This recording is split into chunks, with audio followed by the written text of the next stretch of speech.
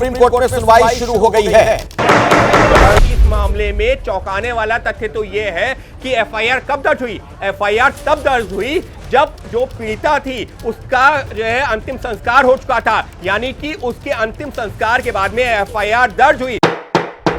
Videography कब हुई? Videography तब हुई जब वहां पर स्थानीय डॉक्टरों ने दबाव बनाया पुलिस पर, उसके बाद में वीडियोग्राफी हुई। मुख्य न्यायाधीश की ये टिप्पणी है, वो ये कह रहे हैं कि ये बहुत परेशान करने वाली बात है। सुबह 10:10 पर अननेचुरल डेथ की डायरी एंट्री हुई, इसके बाद रात में क्राइम सीन का डिमार्केशन हुआ। ये कोलकाता पुलिस की कार्यप्रणाली के ऊपर बहुत बड़ा सवाल है।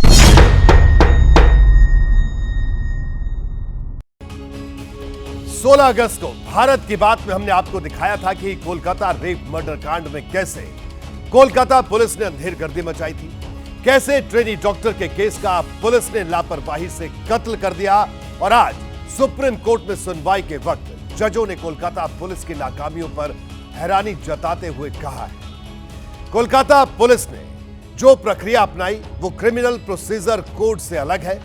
सुप्रीम कोर्ट के जज ने कहा कि मैंने अपने 30 साल के करियर में ऐसा होते हुए नहीं देखा, यानी क्राइम होने के बाद कोलकाता पुलिस ने जिस तरह की लापरवाही दिखाई, उसने लापरवाही के हर रिकॉर्ड को ही ध्वस्त कर दिया।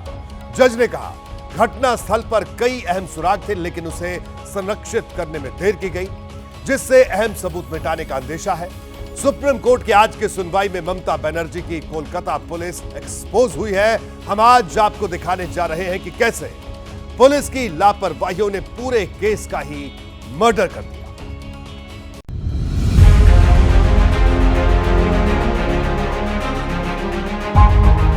पूरे हिंदुस्तान को स्तब्ध कर देने वाले कोलकाता रेप और मर्डर कांड पर देश की सबसे बड़ी अदालत में सुनवाई शुरू हो चुकी थी। 3 जजों की बेंच मामले की सुनवाई कर रही थी। CBI submitted its status report to us of the investigation. We have also submitted a status report of the investigation. We will have a look at your report. We'll take it on the record. बीच में chief justice of India DY Chandrachud बैठे हुए थे।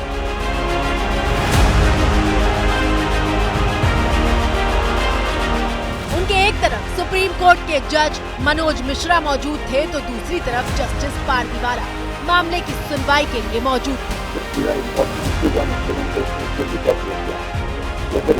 मामले की जांच कर रही CBI के वकील के तौर पर सॉलिसिटर जनरल तुषार मेहता दलील पेश कर रहे थे, जबकि पश्चिम बंगाल की ममता बनर्जी सरकार का पक्ष रखने के लिए कपिल सिब्बल वहां मौजूद थे। Another, my lord, the status report may be sealed again, my lord, and retained in your lordship. Same for us. पूरा कोर्ट रूम खचाखच भरा हुआ था। सवाल जवाब का सिलसिला शुरू होने से पहले CBI के वकील solicitor general Tushar Mehta court से कहते हैं कि वो स्टेटस रिपोर्ट देखी जाए जो बंद लिफाफे में कोर्ट को सौंपी गई।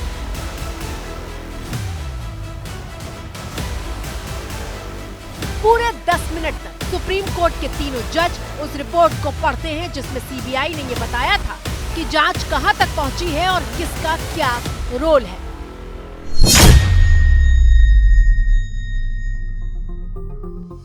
रिपोर्ट पढ़ने के बाद सबसे पहले chief justice of India DY Chandrachud ने पूछा, आरोपी का क्या मेडिकल टेस्ट हुआ है? इसके जवाब में सॉलिसिटर जनरल ने कहा कि हमें वो नहीं मिली है। हम घटना के 5वें दिन जांच में आए, उससे पहले पुलिस ने जांच की। पश्चिम बंगाल सरकार के वकील कपिल सिब्बल ने कहा कि हमने केस की डायरी दी है, रिकॉर्ड में देखा जा सकता है, पूरी टाइमलाइन भी दी है। इसके बाद CJI चंद्रचूड़ कहते हैं कि FIR ट्रेनी डॉक्टर के अंतिम संस्कार के बाद दर्ज हुई। CBI के वकील तुषार मेहता कहते हैं कि क्राइम सीन की भी वीडियोग्राफी तब हुई जब डॉक्टरों ने दबाव बनाया, और इस बात पर चीफ जस्टिस कहते हैं कि ये बात बहुत परेशान करने वाली है। सुबह 10:10 पर अननेचुरल डेथ की डायरी में एंट्री हुई, और इसके बाद रात में क्राइम सीन का डिमार्केशन हुआ। यानी कि अगर 12 घंटे मान लिया जाए तो 12 घंटे में तो सबूतों के साथ में किसी भी तरह की छेड़छाड़ हो सकती है। और ये बात हम नहीं कह रहे, ये बात ऐसा ही जो कहीं पर हवा में नहीं है, ये मुख्य न्यायाधीश ने इस पर चिंता जाहिर की है। ये कोलकाता पुलिस की कार्य प्रणाली के ऊपर बहुत बड़ा सवाल है। क्यों? क्योंकि जैसे ही कोई घटना होती है, अगर एक बार यह भी मान लिया जाए कि किसी ने सुसाइड ही किया है, वहां पर भी आप उस एरिया को पूरा कॉर्डन ऑफ करते हैं, उसको सील करते हैं। ये तो बहुत बड़ी लापरवाही है। और ऐसे में तो केस के सबूतों के साथ में पूरी तरह छेड़छाड़ हो गई हो, इस बात की आशंका से भी इनकार नहीं किया जा सकता। आपकी स्क्रीन पर मौजूद ये कोलकाता के आरजी कर अस्पताल का वही सेमिनार हॉल है जहां 31 साल की ट्रेनी डॉक्टर के साथ रेप के बाद बेरहमी से हत्या कर दी गई। 8 अगस्त की रात को मर्डर हुआ, जबकि 9 अगस्त की सुबह ट्रेनी डॉक्टर का शव मिला था। ट्रेनी डॉक्टर के आंख, मुंह और प्राइवेट पार्ट से खून बह रहा था। उसकी बॉडी पर जख्म के गहरे निशान थे। बावजूद इसके पुलिस ने इसे अननेचुरल डेथ का केस तो बताया, लेकिन एफआईआर दर्ज करने में देरी की।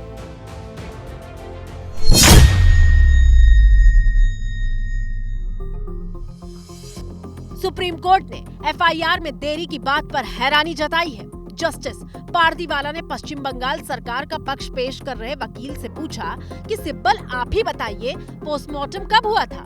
सिब्बल जवाब देते हैं कि शाम 6:10 से शाम 7:10 के बीच। जज पूछते हैं, तब आपको पता था कि ये अननेचुरल डेथ है, फिर भी रात 11:30 बजे एफआईआर हुई?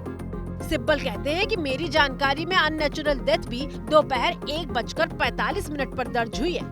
इस पर जस्टिस पारदीवाला सख्त लहजे में कहते हैं कि कृपया जिम्मेदारी से जवाब दीजिए, आपको सिर्फ कागजात देखकर जवाब देना है और इतना समय लग रहा है।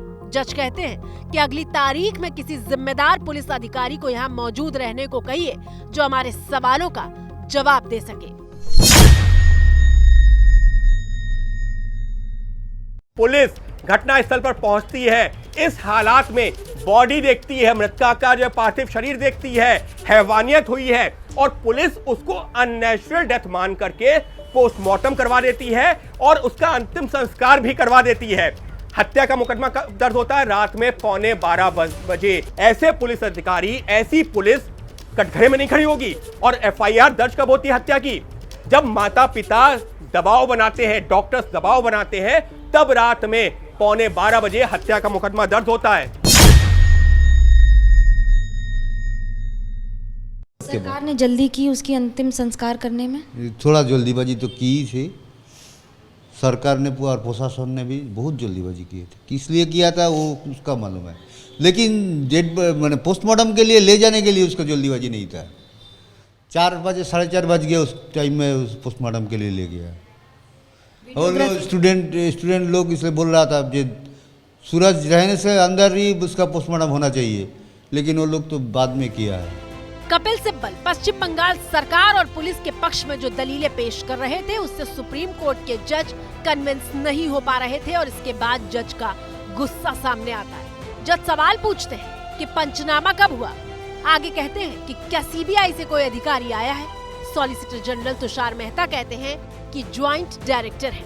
जज कहते हैं कि मैम, क्या आप हमें समझा सकती हैं कि रिकॉर्ड में इतना अंतर क्यों है? इस पर कपिल सिब्बल दखल देने की कोशिश करते हैं तो जज दो टूक लहजे में कहते हैं कि आपकी पुलिस ने जो प्रक्रिया अपनाई वो क्रिमिनल प्रोसीजर कोड से अलग है और मैंने अपने 30 साल के करियर में ऐसा नहीं देखा। आपके पुलिस अधिकारी के काम करने का तरीका बिल्कुल सही नहीं था।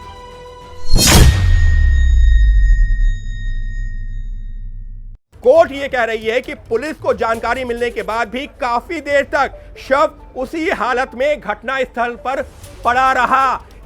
पुलिस क्या कर रही थी? पुलिस को आप सोच नहीं सकते। जब पुलिस इन्वेस्टिगेशन होती है, पुलिस के पास कोई जानकारी आती है तो वहां पर पुलिस क्या करती है? सबसे पहले पहुंचती है, पंचनामा करती है और बॉडी को पोस्टमार्टम रूम के लिए उसको वहां पर पोस्टमार्टम के लिए ले जाया जाता है या फिर मॉर्चरी में रखा जाता है। लेकिन कोर्ट क्या कह रही है? कोर्ट कह रही है कि पुलिस को जानकारी मिलने के बाद भी काफी देर तक शव उसी हालत में घटना स्थल पर पड़ा रहा। सुप्रीम कोर्ट के जज ने साफ कहा कि 30 साल में कभी लापरवाही का ऐसा मामला नहीं देखा था। कोर्ट ने पुलिस के काम करने के तरीके को गलत ठहराया है। एफआईआर से लेकर पोस्टमार्टम तक हर जगह पुलिस की लापरवाही के कारनामे दर्ज है। अब आप खुद समझिए, सुप्रीम कोर्ट के जज का ये कहना कि मैंने अपने 30 साल के करियर में जो पुलिस ने यहाँ पर जांच प्रक्रिया अपनाई है ऐसा नहीं देखा। कोलकाता पुलिस की जांच की पूरी कलई खोलता है, कोलकाता पुलिस की जांच के ऊपर सवाल उठाता है और निश्चित तौर पर इसी वजह से कोलकाता पुलिस कटघरे में है, इसी वजह से मामले की जांच सीबीआई को सौंपी गई है। और अब बात करते हैं crime scene. Chief justice DY Chandrachud कहते हैं कि डायरी एंट्री दिखाती है कि क्राइम सीन को पोस्टमार्टम के बाद संरक्षित किया गया। हमें दिख रहा है कि अननेचुरल डेथ भी रात 11:30 बजे लिखी गई। सिब्बल जवाब देते हैं कि ये पुलिस अधिकारी के पुलिस स्टेशन पहुंचने के बाद की एंट्री है। इस पर जज कहते हैं कि घटना स्थल पर कई अहम सुराग थे, लेकिन उसे संरक्षित करने में देर की गई। आपने घटना स्थल को संरक्षित करने में देर की, जिससे अहम सबूत मिट जाने का अंदेशा है। कोर्ट का साफ तौर पर कहना कि पुलिस अधिकारी जहां पर सुराग थे उस इलाके को संरक्षित किया ही नहीं गया। घटना स्थल पर अहम सुराग हो सकते थे, लेकिन उसको संरक्षित नहीं करना। क्या जांच करेंगी कोलकाता पुलिस, और उसी जांच में अब सीबीआई को क्या मिलेगा? अपने आप में सवाल है। ये सवाल बार बार पूछा जा रहा है कि जब अस्पताल की इमरजेंसी बिल्डिंग में ट्रेनी डॉक्टर का शव मिला, उसी वक्त क्राइम सीन को संरक्षित क्यों नहीं किया गया? गौरतलब है कि बॉडी मिलने के बाद क्राइम सीन पर अस्पताल के कर्मचारी से लेकर स्टाफ तक आते जाते रहे।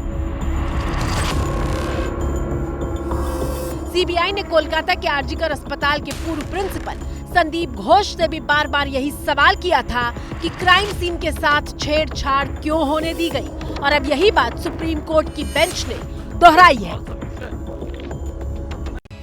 सुप्रीम कोर्ट ने कोलकाता पुलिस को आज कड़ी फटकार लगाई है। सीबीआई की स्टेटस रिपोर्ट देखने के बाद कोर्ट ने जांच में तेजी लाने की जरूरत बताई। कोर्ट ने मजिस्ट्रेट से कहा कि आरोपी संजय रॉय के पॉलीग्राफी टेस्ट पर कल शाम 5 बजे तक आदेश दें।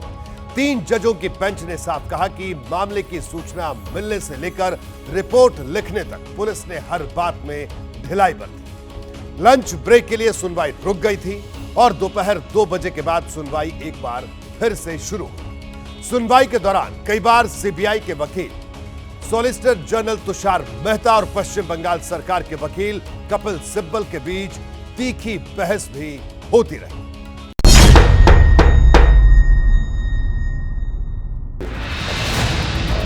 कोर्ट में जिरह के दौरान सिब्बल ने सॉलिसिटर जनरल से कहा कि आप केवल पानी में कीचड़ डाल रहे हैं। इस पर एसजी ने जवाब दिया कि हम केवल पानी से कीचड़ हटा रहे हैं। सॉलिसिटर जनरल कोर्ट में सीबीआई की स्टेटस रिपोर्ट पर अपनी बात रख रहे थे। इस दौरान उन्होंने सिब्बल को हंसते हुए देखा तो कहा कि एक लड़की की जान चली गई है, कम से कम हंसिए तो मत। लंच के बाद कोलकाता पुलिस की रिपोर्ट पर सुनवाई हो रही थी और इस रिपोर्ट को देखने के बाद चीफ जस्टिस ने कुछ सवाल पूछे हैं। चीफ जस्टिस ने पूछा कि एफआईआर देर रात 11:30 बजे क्यों दर्ज की गई? इसको आखिर कैसे जस्टिफाई करेंगे? क्या वजह रही कि एफआईआर 14 घंटे की देरी से दर्ज हुई? कॉलेज के प्रिंसिपल को सीधे आकर एफआईआर दर्ज करानी चाहिए थी। वो आखिर किसका बचाव कर रहे हैं? उन्होंने इस्तीफा दिया तो दूसरे कॉलेज का काम उन्हें क्यों सौंप दिया गया? देखिए, काफ़ी डिटेल में जो है इंक्वायरी की जा रही है कोर्ट द्वारा, और जो टाइमिंग्स है, जो यूडी केस दर्ज किया गया वो पोस्टमार्टम से पहले किया गया, बाद में किया गया, इसको लेकर एक कन्फ्यूजन रहा था। कोर्ट द्वारा काफ़ी सख्त तरीके से क्वेरी भी की गई, तो इसको क्लैरिफाई किया गया कि यूडी केस जो है वो पोस्टमार्टम रिपोर्ट से पहले ही रजिस्टर किया जा चुका था और मजिस्ट्रेट द्वारा भी अपनी रिपोर्ट दी जा चुकी थी, और उसके बाद जो है एफआईआर 11:30 पर एफआईआर दर्ज हुई थी, ना कि यूडी केस दर्ज हुआ था। सुप्रीम कोर्ट की इस टिप्पणी के बाद सीधे ममता सरकार पर सवाल उठे हैं। आपकी स्क्रीन पर आरजीकर अस्पताल के पूर्व प्रिंसिपल संदीप घोष मौजूद है, जिनसे सीबीआई ने 7वें दिन लगातार पूछताछ की है।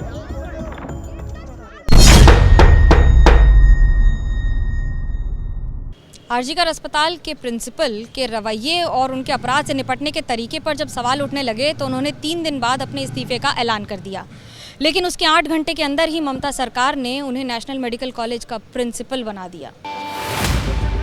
आरजीकर मेडिकल कॉलेज के पूर्व deputy superintendent doctor Akhtar Ali ABP news से बात करते हुए बताया कि कॉलेज का पूर्व प्रिंसिपल संदीप घोष अक्सर ये दावा करता था कि उसको कोई इस अस्पताल से हिला तक नहीं सकता।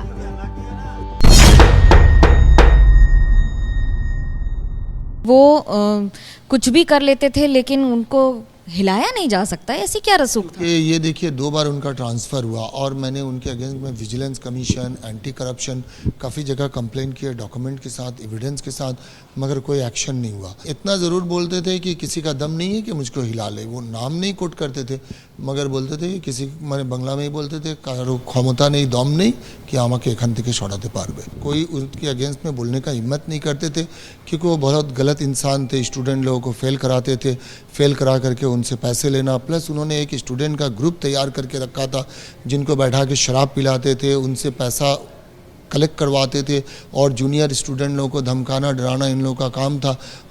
और अब बीजेपी ने ममता सरकार के खिलाफ मोर्चा खोल रखा है। वो न सिर्फ ममता पर आरोप लगा रही है बल्कि सीएम पद से उनका इस्तीफा मांग रही है।